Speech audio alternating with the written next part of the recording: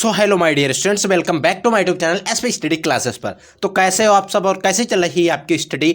I hope आप सभी लोग स्वस्थ और मस्त होंगे और आपकी स्टडी शानदार चल रही होगी। तो बच्चों, आज का ये वीडियो खासकर उन्हीं स्टूडेंट्स के लिए है जो इस बार क्लास 12 में हैं और जिनको बोर्ड एग्जाम 2024 देना है। अगर आपको बोर्ड एग्जाम 2024 देना है और आप भी चाहते हैं कि आपका भी बोर्ड एग्जाम में जो मार्कशीट आए वो 95 प्लस या 90% प्लस की आए, तो आपको वीडियो ध्यान से देखना है। क्योंकि बच्चों, आज के इस वीडियो के अंदर हम लोग डिस्कस करने वाले हैं क्लास 12 फिजिक्स के बारे में। आपकी जो बुक है उस पूरी किताब के 50 सबसे महत्वपूर्ण टॉपिक से डिस्कस करेंगे। इस पूरी किताब की अगर हम बात कर लें तो इसमें ऐसे 50 टॉपिक हमने जो छांटे हैं जो लगभग हर साल बोर्ड एग्जाम में आते रहते हैं और आपके बोर्ड एग्जाम 2024 में आने के चांसेस सबसे ज़्यादा हैं। उनमें हम बात करेंगे इम्पोर्टेंट जो भी हमारे नियम हैं, इम्पोर्टेंट डिफिनेशन है, परिभाषाएं हैं, इम्पोर्टेंट हमारे डेरिवेशन हैं और कुछ हमारी टिप्पणियां भी आती हैं।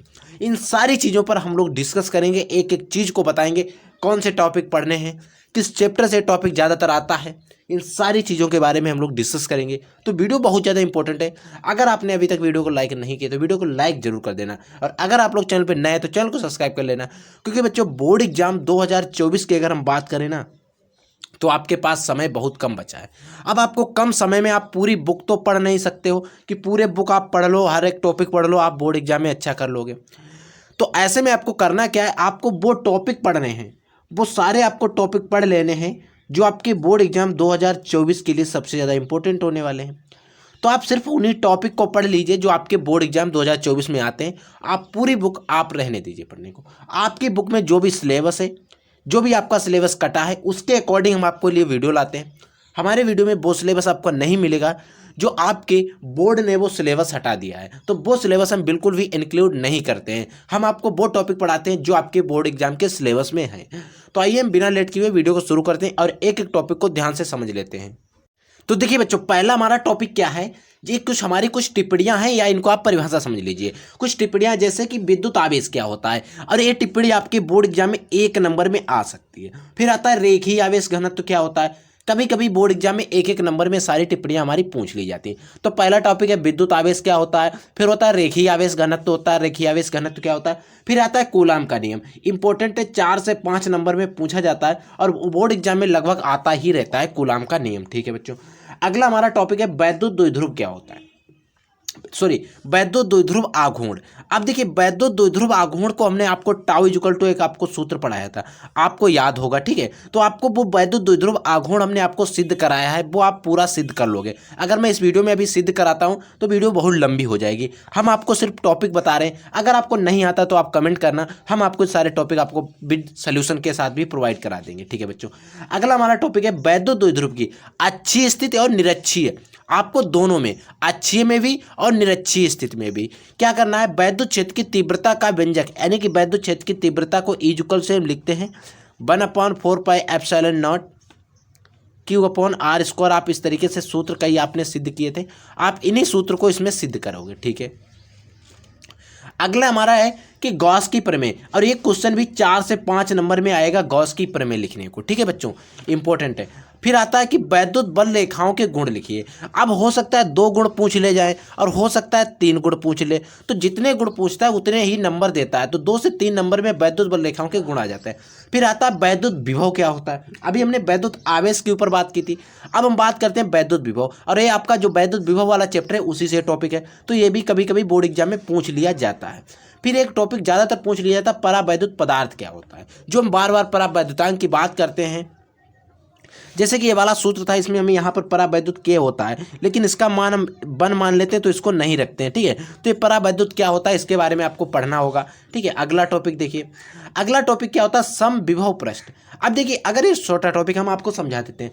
समविभव पृष्ठ, समविभव पृष्ठ मान लीजिए कोई हमारे पास पृष्ठ है, इसके प्रत्येक बिंदु पर विभव जो है, विभव बी फॉर विभव, अगर समान है।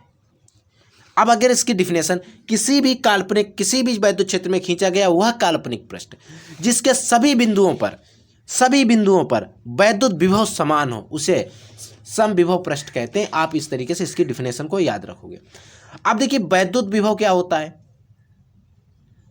वैद्युत विभव बच्चों वैद्युत विभव ये टॉपिक 2 बार लिख गया, कोई दिक्कत नहीं, आप 1 बार लिख लेना, ठीक है। वैद्युत विभव 2 बार लिख गया है, ठीक है। अगला टॉपिक देखिए कि वैद्युत द्विध्रुव के कारण अच्छी स्थिति में किसी बिंदु आवेश पर वैद्युत विभव। अब देखिए पहले हमने E बात की थी, अब हमें B वैद्युत विभव के लिए सूत्र स्थापित करना है और अच्छी स्थिति में याद करना है आपको, निरक्षी स्थिति में इसमें ज़्यादातर पूछा नहीं जाता है, ठीक है बच्चों। अगला देखिए, अगला टॉपिक हमारा है विभव प्रवणता क्या होती है। आपको पढ़ना है कि विभव प्रवणता क्या होती है, इसकी डिफिनेशन आपको अच्छे तरीके से पढ़ लेनी है, ठीक है बच्चों।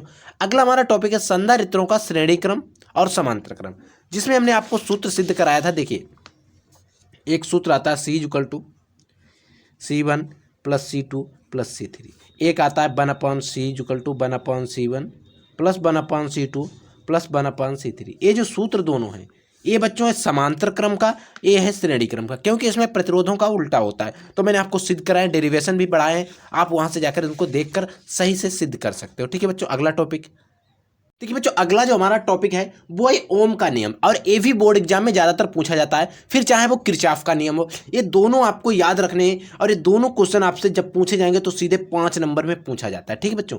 अगला देखिए, अगला है कि अनुगमन वेग क्या होता है, और ये कभी कभी अपवाह वेग और अनुगमन वेग में J=NE/BD हमने आपको एक सूत्र समझाया था। ये क्या होता है, अनुगमन वेग और धारा घनत्व में संबंध होता है, ठीक है। ये सूत्र आपसे बोर्ड एग्जाम में कभी कभी पूछा जाता है, तो आपको अनुगमन वेग यानी कि अनुगमन वेग को हम BD से डिनोट करते हैं, ये आपको याद रखना है, ठीक है बच्चों। अगला देखिए, विभव मापी क्या होती है, इसका सचित्र वर्णन आपसे बोर्ड एग्जाम में 5 नंबर में पूछा जाएगा, ठीक है बच्चों। अगला टॉपिक देखिए, अगला टॉपिक है धारा घनत्व क्या होता है। अब देखिए धारा घनत्व और अनुगमन वेग में कभी कभी संबंध पूछा जाता है, जो =NE/VD होता है, और इसको आपको याद जरूर करना है।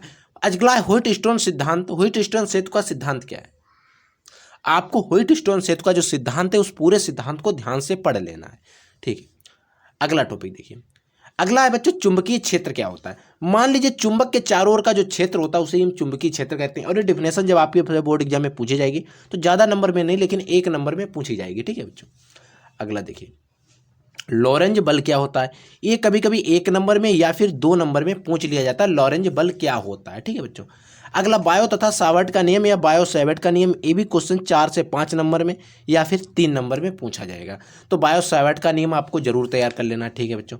अगला टॉपिक है कि एम्पियर का परिपथीय नियम, ये भी क्वेश्चन हमारा 5 नंबर में पूछा जाता है, आपको याद करना है, ठीक है बच्चों। अगला है क्यूरी का नियम। क्यूरी का नियम क्या है, इसको समझाइए। ये ज़्यादातर क्या होता था कि जो बोर्ड एग्जाम 2010 के पहले होते थे बच्चों, 2010 के पहले जो भी बोर्ड एग्जाम होते थे उनमें क्यूरी का नियम कुछ इंपॉर्टेंट था। तो ऐसा है कि अब लगभग 10 से 12-13 साल हो चुके हैं, इधर नहीं आ रहा है, ज़्यादा नहीं आ रहा है, लेकिन आ रहा कम आ रहा है, तो आप लोग इसको तैयार करके जाओगे, हो सकता है आपके बोर्ड एग्जाम में आ जाए। अगला है बच्चों गैल्वेनोमीटर, आपको पढ़ लेना इसका सचित्र वर्णन। चुंबकीय फ्लक्स क्या होता है, स्वप्रेरण गुणांक क्या होता है आपको पढ़ना है, और आपको पढ़ना है भ्रमर धाराएं क्या होती हैं, भ्रमर धाराएं क्या होती हैं, इनके बारे में, ठीक है बच्चों। अगला टॉपिक देखिए बच्चों, अगला टॉपिक जो है फैराडे का नियम। आपको फैराडे के नियम पढ़ लेना है, लेंज का नियम पढ़ लेना है, ठीक है बच्चों। ये बोर्ड एग्जाम में आते रहते हैं, ठीक है। आपको ट्रांसफार्मर का सचित्र वर्णन पढ़ना है। कौन सा बच्चों, सचित्र वर्णन पढ़ना है, और एक क्वेश्चन सीधा आपसे बोर्ड एग्जाम में 5 नंबर में पूछे जाएगा, ट्रांसफार्मर का सचित्र वर्णन, ठीक है। और सूक्ष्म तरंगों के बारे में आपको पढ़ लेना है, परावैंगनी तरंगों के बारे में पढ़ लेना है, एक्स तरंगों के बारे में पढ़ना है। ये सारे टॉपिक 1-1 नंबर के हैं, इन पर कभी कभी बोर्ड एग्जाम में टिप्पणियां हमसे पूछ ली जाती हैं, तो इंपॉर्टेंट है, आप इनको पढ़ जरूर लेना, ठीक है बच्चे। अगला है मैक्सवेल का विद्युत चुंबकीय तरंग सिद्धांत क्या है। मैक्सवेल ने एक विद्युत चुंबकीय तरंग सिद्धांत दिया था, वो आपको क्या है इसको पढ़ लेना है। आपको एक लेंस का सूत्र होता है, उसको आपको पढ़ लेना है। लेंस की फोकस दूरी आपको पढ़ लेनी है। लेंस की फोकस दूरी किन बातों पर निर्भर करती है, निकट दृष्टि दोष पढ़ लेना, आपको दूर दृष्टि दोष पढ़ लेना, एक जरा दृष्टि दोष होता है, इनको आपको सभी को पढ़ लेना है। समंजन क्षमता क्या होती है, आंख की जो समंजन क्षमता होती है उसके बारे में आपको पढ़ लेना है। आपको खगोलीय दूरदर्शी के बारे में पढ़ लेना, और क्वेश्चन आपसे 5 नंबर में खगोलीय दूरदर्शी का सचित्र वर्णन पूछा जाएगा। अगर संपर्क में 2 पतले लेंस रखें तो उनकी संयुक्त फोकस दूरी हमें कैसे ज्ञात करनी है। मान लीजिए कि 2 लेंस एक ही जगह पर संयुक्त रूप से रखे हैं, तो उनकी अगर हमें फोकस दूरी निकालनी है दोनों की एक साथ, तो हम कैसे निकालेंगे, इसके लिए आपको एक सूत्र स्थापित किया था, मैंने आपको पढ़ाया। अगर आप चैनल पर जाएंगे तो वहाँ पर आपको फुल वीडियो मिल जाएगा। अगला आता है लेंज का सूत्र स्थापित कीजिए। लेंज वाला सूत्र इंपॉर्टेंट है। प्रकाश का व्यतिकरण क्या होता है, व्यतिकरण के बारे में प्रकाश पढ़ लेना है, संपोषी व्यतिकरण, विनाशी व्यतिकरण, ठीक है। अगला इंपॉर्टेंट टॉपिक हाइगेंस के द्वितीयक तरंगिकाओं का सिद्धांत। समझाइए तथा इसके आधार पर प्रकाश के परावर्तन, और आप इसमें एक टॉपिक और जोड़ लीजिए, अपवर्तन। कभी परावर्तन पूछ लेता है, कभी अपवर्तन पूछ लेता है, तो आप इन दोनों को तैयार कर लोगे। ठीक बच्चों, अगला हमारा टॉपिक क्या है देखिए, अगला हमारा टॉपिक है बच्चों यंग का द्विस्लिट प्रयोग। यंग ने एक द्विस्लिट प्रयोग किया था, उसको आपको ध्यान से पढ़ लेना।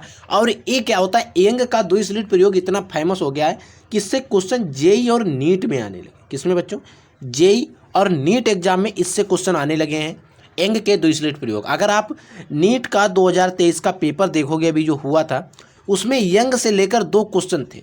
इस चैप्टर से यंग को रिलेटेड, यंग के सूत्र से रिलेटेड 2 क्वेश्चन थे, तो आपके लिए इंपॉर्टेंट टॉपिक है। प्रकाश वैद्युत उत्सर्जन के नियम लिखिए। प्रकाश वैद्युत उत्सर्जन के नियम क्या है, आपको फोटॉन के बारे में पढ़ लेना है, आपको द्वि ब्रोगली तरंगे पढ़ लेना है, और आपको बोहर की परिकल्पना और इनकी कमियां पढ़ लेना है। कभी कभी बोहर की परिकल्पना पूछ ली जाती है, कभी बोहर मॉडल की कमियों के बारे में जिक्र किया जाता है। फिर आपको पढ़ लेना रदरफोर्ड का अल्फा कण प्रकीर्णन, रदरफोर्ड ने अल्फा कण प्रकीर्णन प्रयोग किया था, उसके बारे में पढ़ लेना है। और आपको पढ़ लेना है प्रकाश विद्युत उत्सर्जन से संबंधित आइंस्टीन की समीकरण 1/2 mv² maximum h equal to h new minus new 0 की स्थापना कीजिए। ये जो पूरी समीकरण है आपको इसको पढ़ लेना है। तो बच्चों ये जो टॉप 50 टॉपिक थे हमने आपको पढ़ा दिए। ये 50 टॉपिक जो आपको पढ़ाए हमने, आप इन टॉपिक को तैयार कर लीजिए। कैसे भी आप तैयार कर सकते हो, तैयार कर लीजिए, क्योंकि ये टॉपिक आपके ऐसे टॉपिक हैं जो आपके बोर्ड एग्जाम 2024 में काफ़ी हेल्प करेंगे। और अगर आप इन टॉपिक को तैयार कर ले तो काफ़ी आपकी तैयारी हो जाएगी। बचे हुए कुछ टॉपिक छूट भी गए, उन टॉपिक को लेकर और न्यूमेरिकल को लेकर, क्योंकि बच्चों न्यूमेरिकल का रोल बहुत ज़्यादा होता है आपकी बोर्ड एग्जाम में। तो न्यूमेरिकल का फुल वीडियो आने वाला, चैप्टर वाइज भी हमने आपको पढ़ा दिए हैं। अब आपको सारे वीडियो में आपको ऐसे न्यूमेरिकल पढ़ाए जाएंगे जो प्रीवियस ईयर आ चुके हैं। आपको ये भी बताया जाएगा कि कौन सा न्यूमेरिकल किस सन में आया है, कब आया है, किस बोर्ड एग्जाम में आया है। ठीक है बच्चों, तो आप लोग पढ़ते रहिए, आगे बढ़ते रहिए। अगर कोई डाउट, कोई भी क्वेश्चन, कोई भी क्यूरी होती तो आप हमारे कमेंट सेक्शन में कमेंट करके मेंशन करके हमसे पूछ सकते हो। ठीक है बच्चों, तो आई होप आपको वीडियो पसंद आया। तो वीडियो को लाइक कर देना, चैनल पर नए चैनल को सब्सक्राइब कर देना। I will take a next class, तब तक के लिए जय हिंद, वंदे मातरम।